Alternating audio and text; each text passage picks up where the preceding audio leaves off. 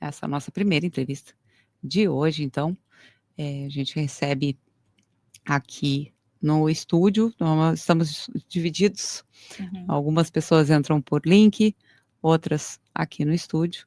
Aqui no estúdio a gente recebe a Fabiane Fonseca, nossa querida companheira aqui da rádio.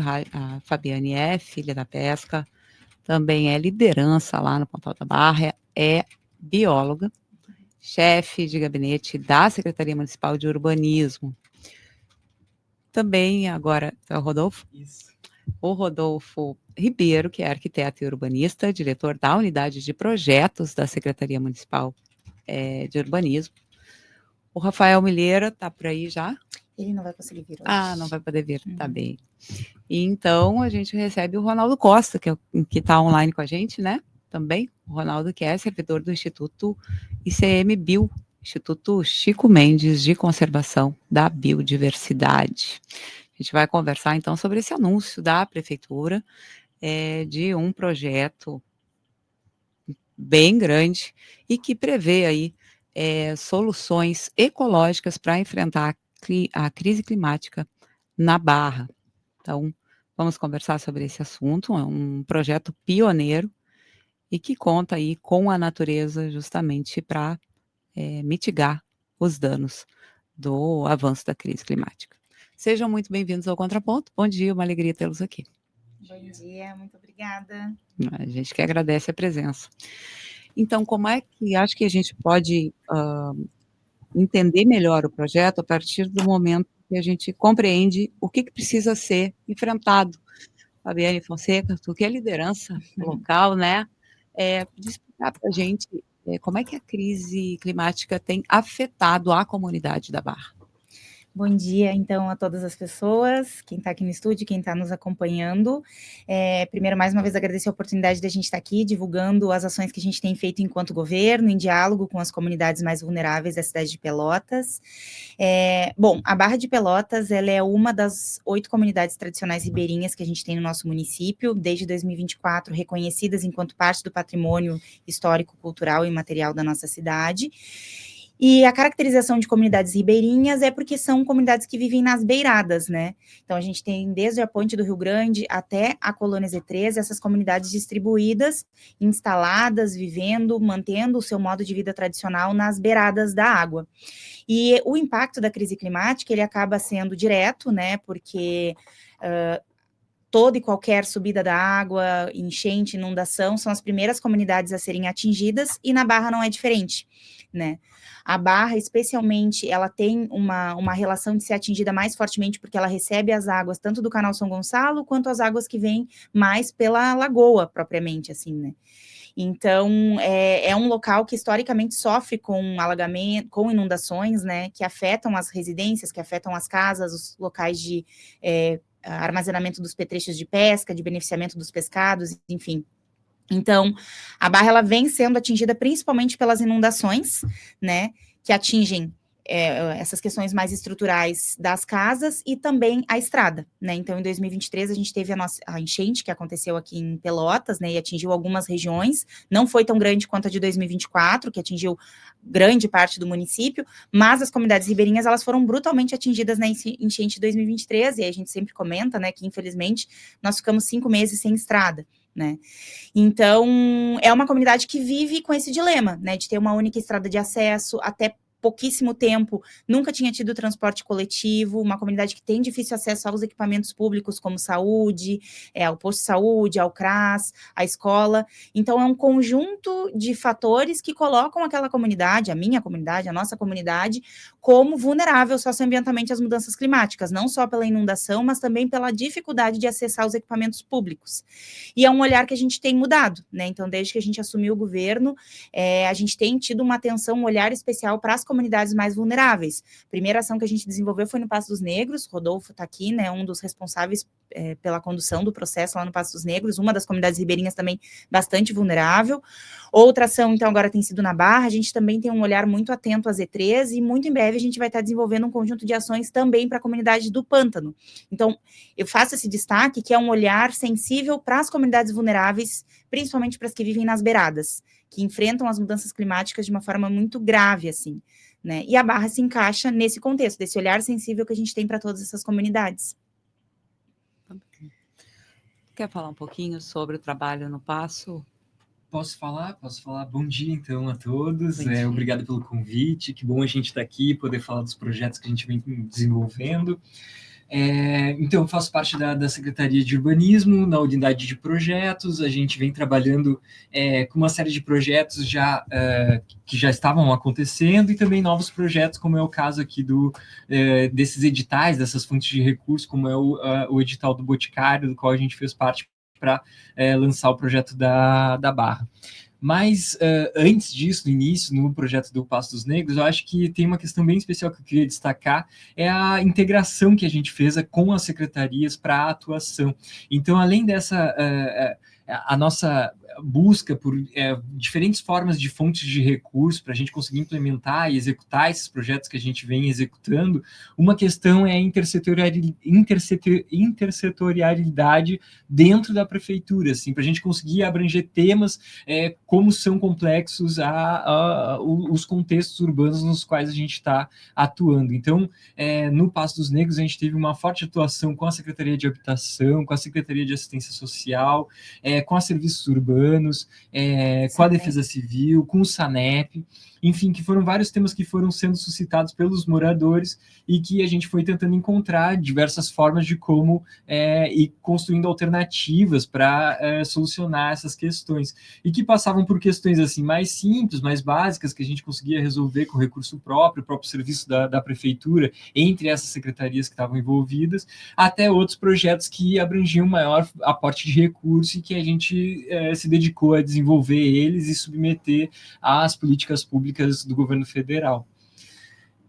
Acho que é isso sobre o Passo, sobre esse trabalho, que na verdade é um trabalho continuado, que segue sendo desenvolvido. A gente vem tentando, além das políticas federais, complementar com outras fontes de recursos possíveis. A gente tem as emendas impositivas, tem as emendas parlamentares, tem a possibilidade da aplicação de compensatórias dos empreendimentos imobiliários. Então, a gente, na verdade, desenvolve um grande projeto que consiga dar conta de um todo, resolver essas questões gerais que estão colocadas nesses contextos e separar eles em etapas que sejam factíveis e possam ser solucionadas a partir dessas diferentes fontes de recursos que têm diferentes escalas de aporte. Isso.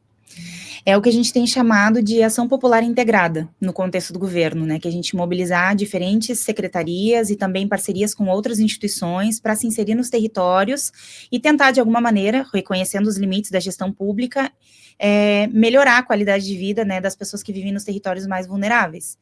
Então, puxando para a Barra especificamente, né, a gente tem agora o acesso ao ônibus, que chegou, depois de 58 anos de existência da comunidade, a gente tem agora o transporte coletivo garantido.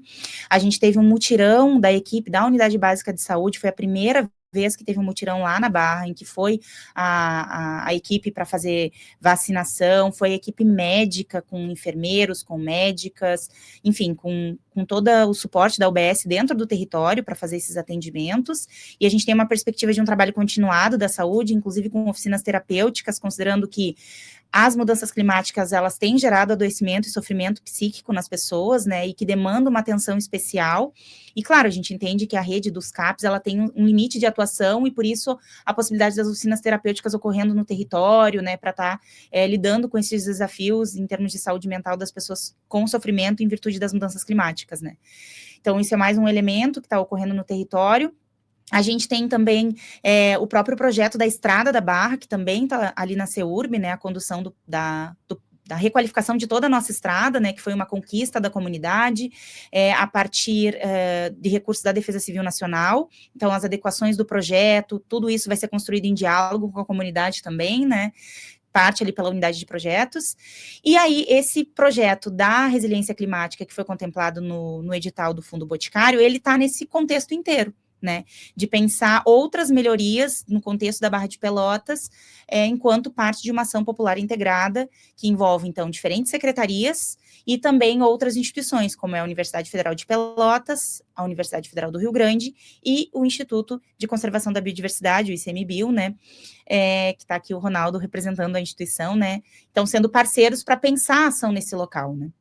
E a gente está sendo bem ousado, assim, porque quando nós fomos, ao longo de todo o processo de seleção, a gente sempre se colocou como um projeto piloto que pode servir como referência para outras comunidades ribeirinhas de Pelotas e de toda a Lagoa dos Patos, né? Porque a Lagoa dos Patos ela é margeada por 14 municípios e a gente tem 73 comunidades ribeirinhas, 73 comunidades tradicionais pesqueiras, que demandam, né, a gente responder esse desafio das mudanças climáticas. Então, inclusive, isso foi elemento de seleção, assim, né, de elogio da proposta e tudo mais.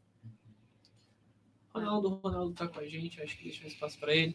Ronaldo, eu queria que tu destacasse para a gente, a partir da tua visão, no ICMBio, a importância desse projeto e a atuação dele justamente nessa proposta de soluções naturais da Barra. Bom dia, então, para todo mundo, pessoal, os participantes aí do estúdio também, os ouvintes. Muito bom estar aqui. Agradeço sempre essa oportunidade para a gente estar trazendo, né, a nossa visão e que a gente vem fazendo. Eu queria só ampliar, então, um pouquinho mais esse contexto que a Fabiane colocou, a Biane da Barra, né? É importante a gente entender, né, que muitos dizem que a gente foi pego de surpresa, né, mas a grande verdade é que a gente não foi pego de surpresa pela mudança do clima, né, ela vem sendo alardeada, vem sendo dita, né, por pesquisadores, por comunidades que vivem, né, em relação cotidiana, né, com esses ambientes, e vem sendo negada, né, pelos negacionistas de sempre, né. Então é importante a gente entender que isso é uma resposta a uma situação que a gente entende que chegou para ficar, né, e ela é muito importante, né, e citar esse alinhamento, então, da prefeitura, do governo municipal com o governo federal nesse momento e situar isso no âmbito de outros programas mais amplos que o Ministério do Meio Ambiente, o Ministério das Cidades, o Ministério da Ciência, Tecnologia e Inovação vem trazendo, que é o programa Cidades Verdes Resilientes e o Adapta Cidades, né, que são novas propostas de enfrentamento às dificuldades do urbanismo, né, e da gestão municipal, principalmente nas áreas urbanas. E nesse contexto, então, surge, né, essa questão das enchentes, e elas não afetam só, né, os ribeirinhos, e a gente vê que em vários outros contextos a gente já teve medidas de enfrentamento que são mais insustentáveis, né, como, por exemplo, condomínios fechados colocarem bombas para bombear água para fora sobre outras comunidades, né? Então, é importante entender, né, como a Fabi realmente colocou ali da lei municipal, né, que existe um direito previsto, inclusive no decreto 6040, né, essas comunidades elas têm esse direito de estar nessa área, elas moram, elas dependem da proximidade da lagoa para suas atividades, para o seu modo de vida. Então, esse é um enfrentamento, é uma medida de adaptação à mudança do clima, com algumas soluções baseadas na natureza, né, que eu acho que a gente depois vai falar um pouquinho mais sobre isso, não vou ainda entrar nisso, mas é importante só colocar isso num contexto mais amplo, né. É um projeto também, apesar de grande, né, na escala ali, ele, como ela falou também, ele é um piloto que a gente espera ampliar ele para outras comunidades, não foi só Lagoa dos Patos, inclusive, né, mas eu estou falando aqui de Rio Grande, né, nós aqui, os municípios do estuário, foram imensamente afetados, mas a gente teve lá em Tramandaí também, em alguns locais, né, com enchente, e nós coordenamos um plano aqui que é o chamado PAN Lagoas do Sul, o Plano de Ação Nacional para a Conservação dos Sistemas Lacustres e Lagunares do Sul do Brasil, e essa, sem dúvida alguma, é um conhecimento, uma tecnologia, né, uma proposta de enfrentamento à mudança do clima para comunidades ribeirinhas que devem continuar nos seus locais, né, de moradia, historicamente, né, de instalação dessas comunidades, construir, né, então, modelos que sejam passíveis de serem depois multiplicados para outras comunidades, né, justamente para que as propostas de enfrentamento não sejam justamente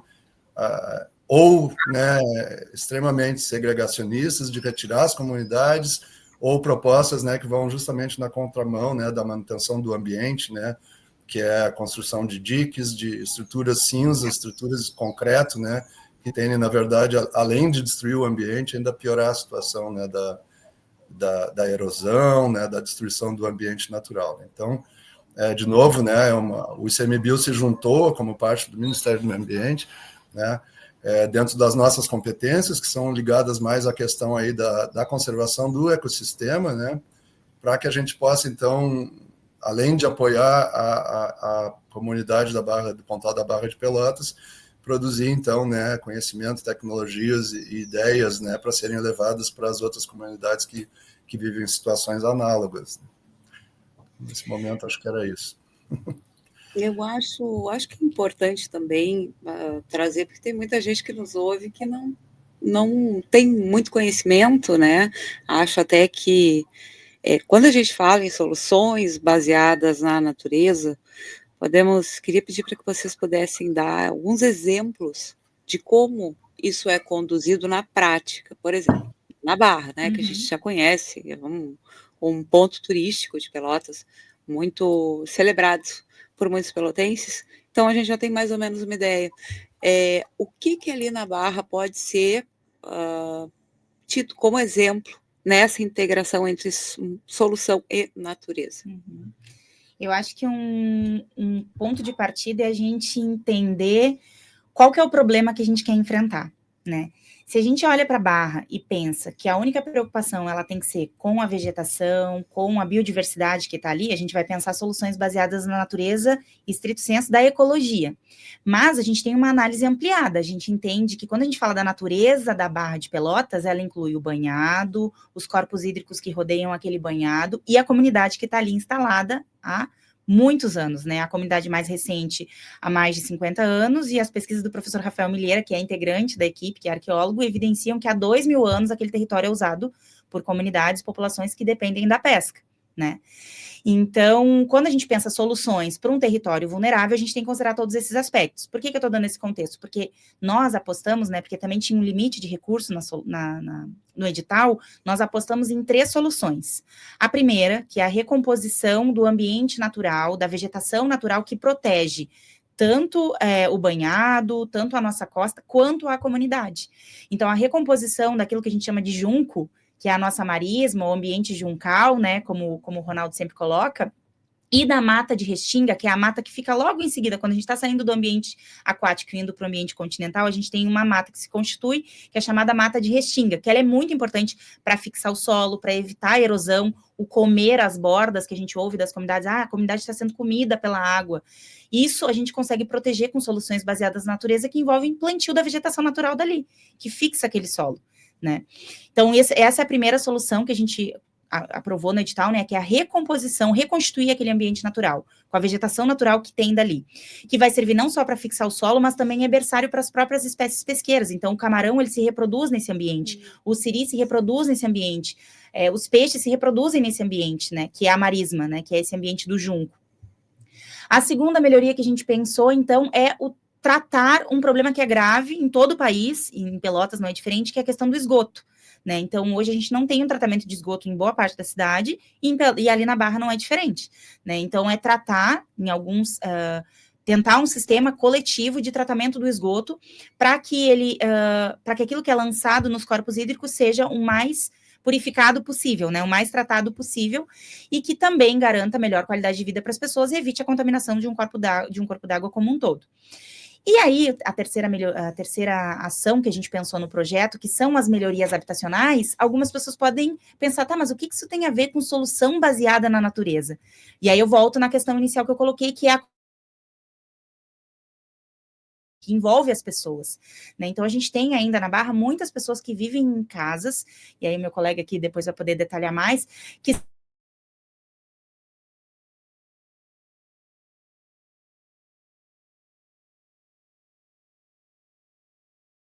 casas de palafita, principalmente de madeira, e muitas dessas casas são chefiadas por mulheres, por mães solos, né? Então, o nosso olhar foi para esses casos, né? De promover melhorias nas habitações para que essas pessoas tenham condições de melhor enfrentar os desafios climáticos, né? Então, as casas precisam ser um pouco mais altas, precisam de uma cobertura melhor, né? A gente está prevendo também um sistema de captação de água da chuva nessas casas que passarem por melhorias habitacionais, né? Então, são alguns exemplos de soluções baseadas na natureza pensadas para o território da Barra. Claro que a gente aponta como um projeto piloto, que tem possibilidade de ser reproduzível em outros territórios, mas cada território vai ter as suas dinâmicas, as suas demandas, né, e ele vai precisar de ajustes, né. Então, só para listar alguns dos exemplos, assim, acho que tu pode dar uma complementada, Rodolfo. Posso. Eu acho que, assim, uma questão importante que a Fabi ressaltou é essa questão da integração entre essas diferentes vertentes que a gente vai ter de atuação na comunidade, né? Então, a gente vai ter uma que vai estar mais relacionada à questão ambiental, propriamente, né? A outra mais relacionada à questão do saneamento e a outra relacionada à questão da habitação. E eu acho que a solução baseada na natureza, eu acho que ela nos coloca um desafio que é a integração entre essas três frentes de atuação, assim. Então, começa por aí. Eu acho que essa é uma primeira solução baseada na natureza, é que as coisas não estão separadas, elas sempre têm algum ponto de contato e a gente se utiliza desses pontos de contato. Eu acho que a primeira questão que tu colocou é a questão da recomposição da marisma, que é uma questão fundamental. Então, para que a recomposição da marisma seja efetiva, que a gente consiga fazer com que ela se estabeleça, ela precisa manter uma relação com as casas com a forma como elas estão ocupando aquela região, e aí por isso já linka com as melhorias habitacionais. E aí então a gente já pensa essa possibilidade das reformas, das reestruturações das casas, tomando em consideração as questões ambientais daquele contexto. Então, a gente vai ter que pensar, talvez, em elevar um pouco mais essas casas, para que elas fiquem livres, ou que elas tenham áreas que possam ser mantidas secas, mesmo no período de alta da lagoa. A gente pode tentar garantir que ela tenha uma possibilidade de acesso na área de baixo, na área da costa, que ela se relacione com essa área do juncal. Uma das questões que, inclusive, isso foi bem interessante do edital, que ao longo da proposta, a gente foi revisando essa proposta junto com a banca que avaliava o projeto, né? Então, eles nos apontavam algumas questões que a gente poderia incluir. Nas melhorias habitacionais, eles nos recomendaram que a gente também considerasse a possibilidade de a gente fazer a captação de água da chuva.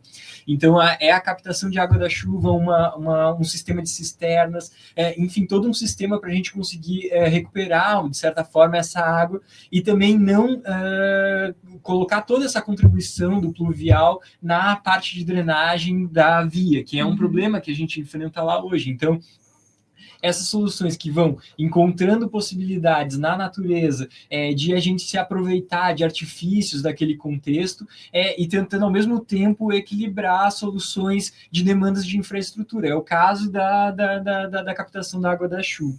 Uma outra questão que está no meio entre as duas, que é a questão do saneamento. A questão do saneamento também a gente trabalhou bastante em cima dela, e ela foi uma alternativa que a gente foi alterando ao longo do tempo no projeto até a submissão final.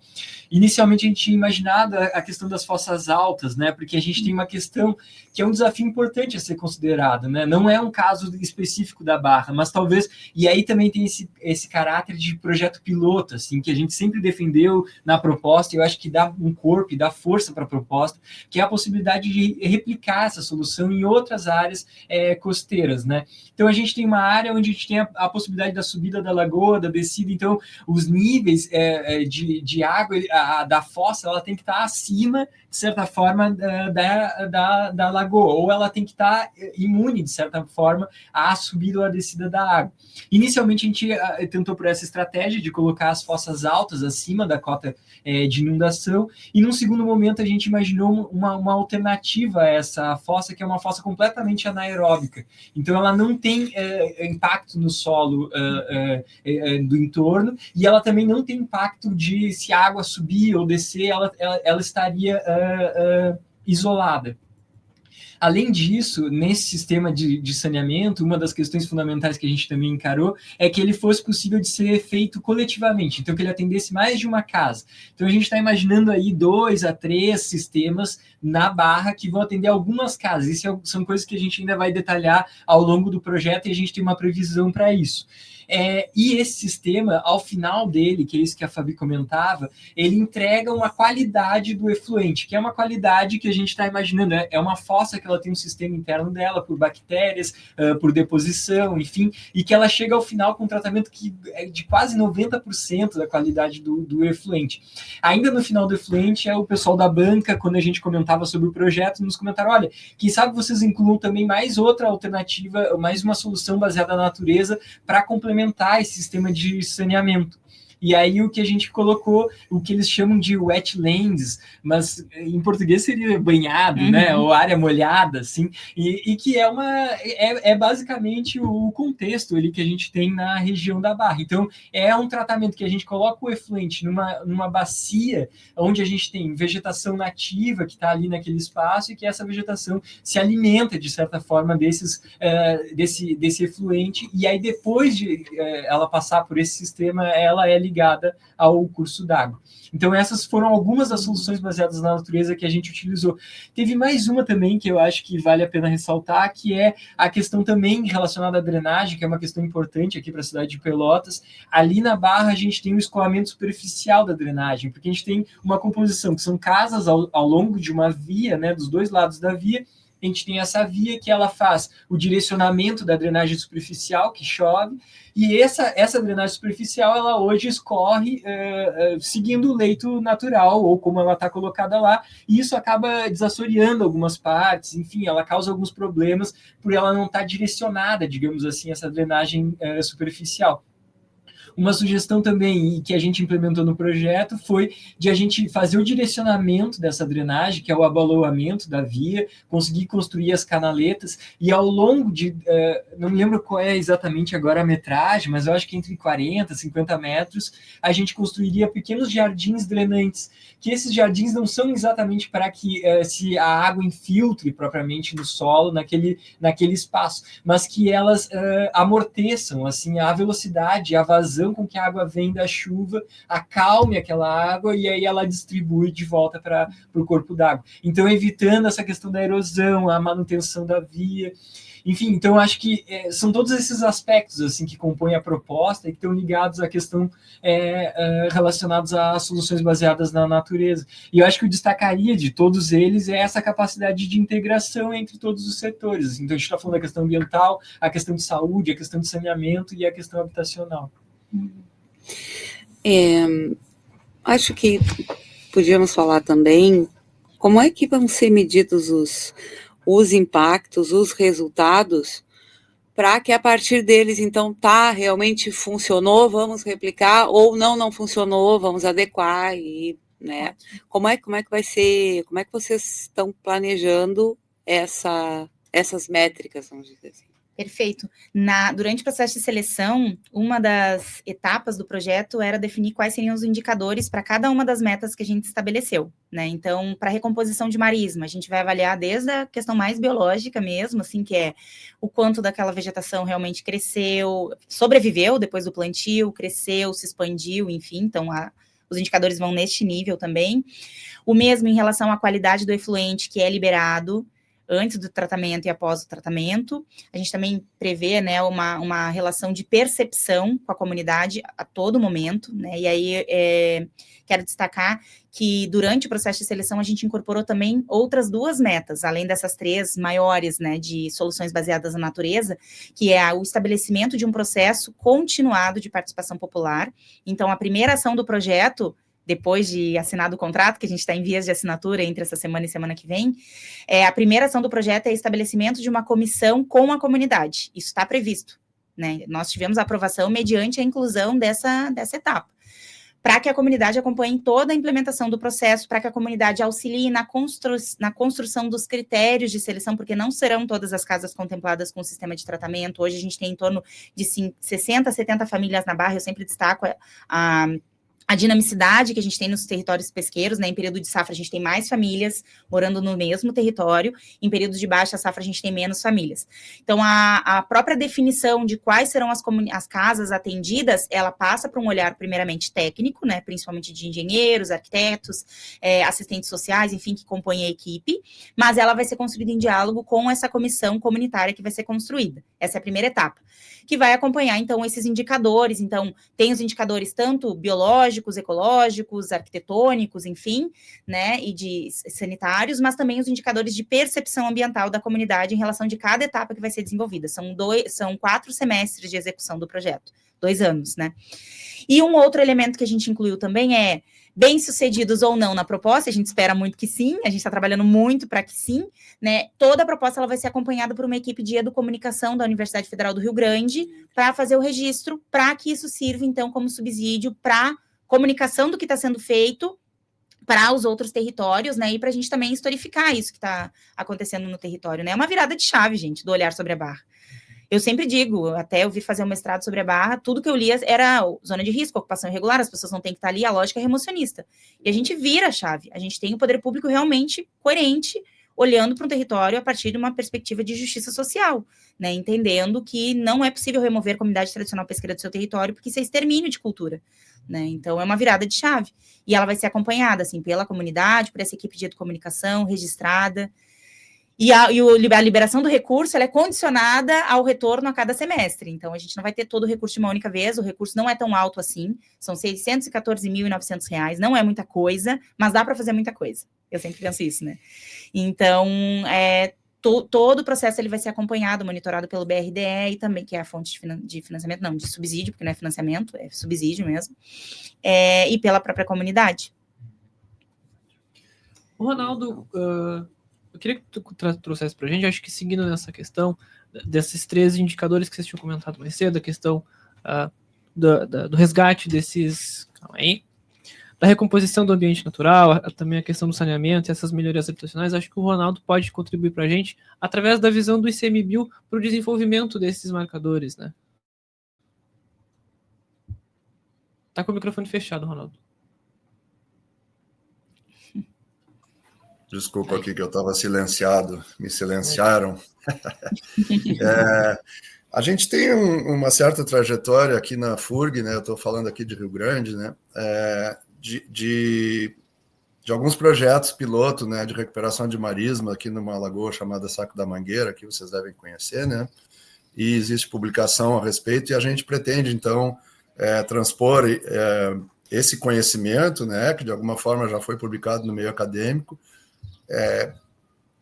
nos basear e tentar, né, trazer esses pesquisadores que já têm uma trajetória percorrida também para nos apoiar, né, e vamos também construir, né, muita coisa. Então, assim, a gente está com um projeto que visa avaliar os efeitos das enchentes sobre a biodiversidade, né, todos os centros do ICMBio que têm ações nessa região, né, então, assim, até lá na Serra, no Rio Taquari, onde primatas, aves e roedores, mamíferos, né, foram afetados, estão sendo avaliados por aquele centro, e eu que trabalho no CEPSU aqui, a gente está mais nessa questão aí dos ambientes de marismas e das lagoas, né, pela coordenação do PAN Lagoas do Sul. Um dos objetivos, das metas desse projeto é justamente desenvolver, né, métricas para avaliar o retorno, né, da biodiversidade, né, um exemplo bastante claro, assim, que eu estava conversando ontem até com o professor Giovanni Maurício, existe uma espécie ameaçada que é foco do PAN Lagoas, que é a sanã cinza, uma avezinha cinzinha, assim, pequenininha, e ela habita o Pontal da Barra, né, justamente por algumas populações de salicórnia, de espartina, possivelmente, algumas das espécies vegetais que ocorrem nessa região. E essa espécie desapareceu, né, assim como a salicórnia também desapareceu ali do Pontal da Barra, nesse momento. Da mesma maneira, a Ilha da Torotama, aqui em Rio Grande, que nada mais é do que uma marisma gigantesca, né, ocupada por comunidade pesqueira, ela foi praticamente varrida do mapa. E o nosso objetivo nesse momento é monitorar, e é um projeto com um recurso bastante alto, são 13 milhões de reais, monitorar, então, o retorno dessa vegetação, o retorno dessas espécies, né, se essas espécies mudaram desse ambiente, elas abandonaram o ambiente porque foi degradado, né, elas agora estão retornando à medida que, né, que o ambiente está se recompondo, né, então são existem algumas técnicas, né, de restauração ecológica. Em primeiro lugar, a gente pretende trabalhar com uma restauração um pouco mais passiva, né. O que seria isso, né? Deixar o ambiente se recuperar naturalmente, né. Ela acaba sendo o mais correto do ponto de vista da sucessão ecológica, né? Quando a gente faz, muitas vezes a gente faz plantio de árvores de grande tamanho, né? Isso é muito legal, envolve as pessoas, mas tem um problema para a ecologia, né? Que a gente não passa pelo processo de sucessão. Então, vamos supor, a gente coloca uma areia branca ali, vou usar termos bem básicos, né? Uma areia branca.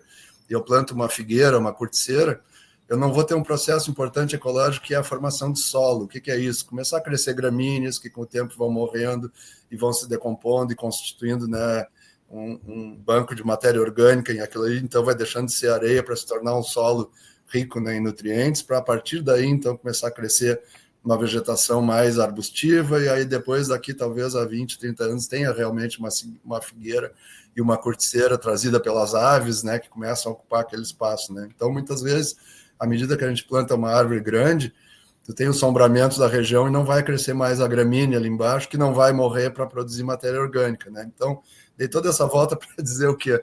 Que como a Fabi falou, né, que o recurso não é tão alto, né?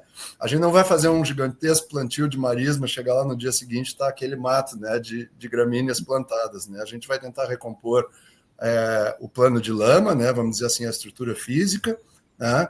Vai monitorando aos poucos se a vegetação vai voltando, talvez a gente faça algum plantio, né, básico, né, de alguns núcleos para trazer essa vegetação de volta e monitorando, né, a recuperação dela, se a erosão, né, não atuou de novo naquele processo, se vai ser preciso fazer um tipo de contenção da erosão.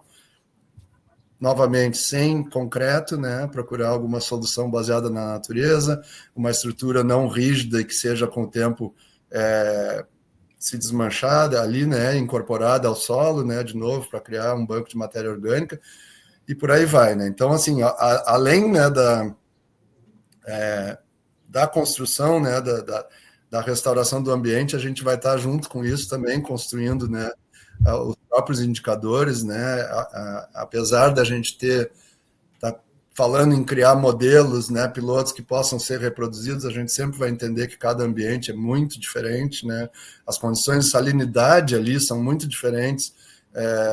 Por exemplo, a gente tem ali a saída, né, do São Gonçalo, com um fluxo de água doce, né, imenso, assim, que vem da própria Lagoa Mirim, né, então a gente tem uma salinidade um pouco menor, por isso mesmo a gente tem cuidado para usar o termo juncal, né, muitas vezes, ao invés de marisma, a gente tem, né, menos vegetação de água mais salina, por exemplo, como tem lá aqui perto de Rio Grande, né, que a salinidade já é maior pela presença do mar, e a própria dinâmica, né, do fluxo da água, né, que vai causar uma erosão num canto ou não no outro, né, e isso, na verdade, é importantíssimo para a conservação da biodiversidade, pela importância da heterogeneidade do ambiente, né, então cada lugarzinho desse, cada curva é um diferente núcleo, um nicho, né, ecológico, onde vai ter uma espécie que fica ali naquele cantinho se alimentando e é alimentada depois por outra espécie, né, comida por outra espécie, por aí vai, né. E isso tem uma importância fundamental também, então, para a comunidade, né, de pescadores que vive ali, né, que faz uso, né, que tem o seu modo de vida baseado, né, na conservação desse ambiente. Então, resumindo, nós vamos usar um pouco do conhecimento adquirido e vamos tentar produzir bastante conhecimento também. Espero que aprender mais com os acertos do que com os erros, mas também vamos aprender com os erros. Maravilha.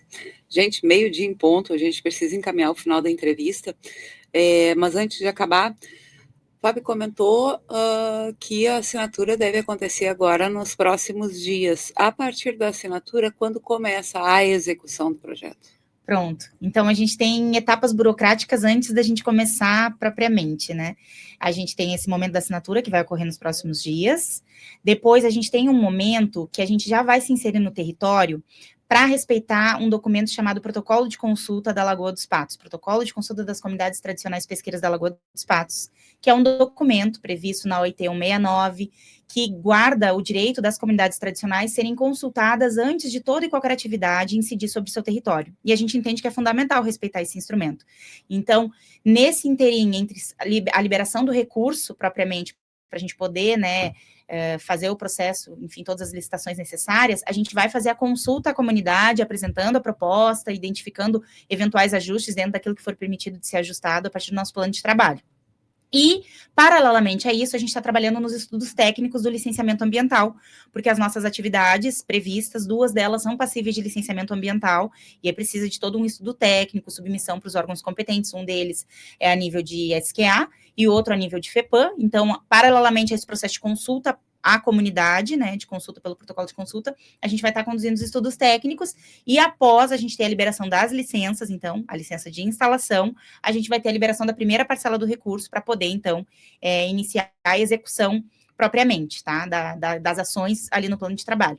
A gente tem chamado esse momento agora de semestre zero, que é o semestre que ainda não chegou o recurso. E por que semestre zero? Porque depois que chegar o recurso, a gente tem 4 semestres para executar esse recurso, né? E aí, então, a gente tem chamado de semestre zero, que envolve toda essa questão dos estudos técnicos, para que sejam liberadas as licenças e para que a gente dialogue com a comunidade. Então, nós estamos no semestre zero de apresentar, a comunidade já está ciente da proposta, né?